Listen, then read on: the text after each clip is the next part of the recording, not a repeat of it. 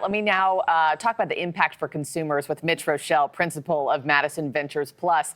Mitch, I'm intrigued to see what the rest of the week has in store. What's the likelihood that here in the next 24 hours we just get flooded with 11th hour trade deals? Oh, I think we will. We've gotten flooded in the last 72 hours, so including over the weekend in Scotland. So why not continue the flood? The big ones that are out there, though, I think we'll end up getting an announcement that they've given, a 30-day extension to perhaps Mexico, Canada, even Brazil and China, just for more time to negotiate. But what's interesting is the president was pretty aggressive with the EU, slapping on tariffs on top of tariffs to get them to the table to negotiate. And that's what they did over the weekend and got a deal announced. So I think simple answer to your question is we're going to see a flurry of them very soon. And which is the deal that's going to impact most of us here at home? Is that going to be the deal with China? The two that are going to be the most important is China, which was really the focal point of Trump's last administration, and Mexico and Canada, which would be the third time that we've worked out a trade pact between Mexico and Canada. We had NAFTA, we had USMCA, and now I think we need a third one. And it's not just a deal with Canada and a deal with Mexico. I think it's really all three countries coming together and working something out. The other one to keep an eye on right now is Brazil. Let's not forget, Brazil has 1.4 billion people, just like China, and Brazil trades with Russia.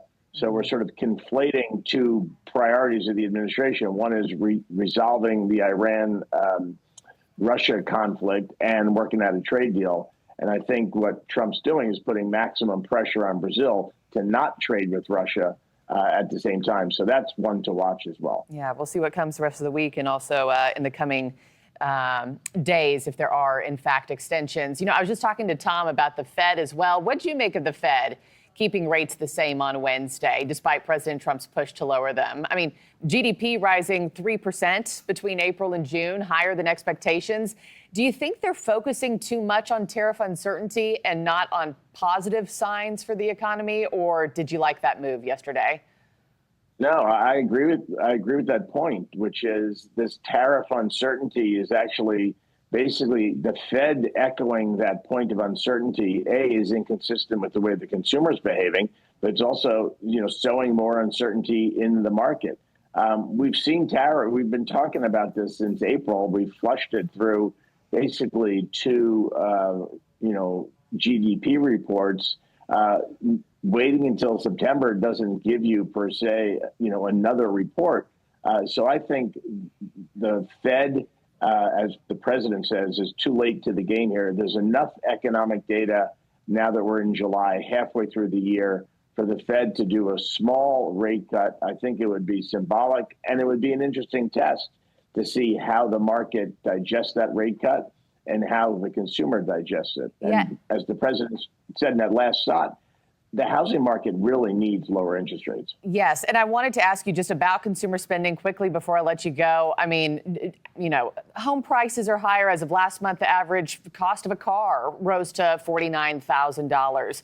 If you're somebody who's in the market for one of these big ticket purchases, Mitch, I mean, are the prices only going to go up from here? Should people be pulling the trigger on these big buys right now? Well, on the tariff front, yes, because a lot of cars are imported and you're seeing these 10 and 15% tariffs. So, yes, those cars could get more expensive. Auto loans are where they are. The good thing about home loans is you can always refinance. So if you do want to buy a house, I wouldn't wait. But things like autos, people are certainly waiting.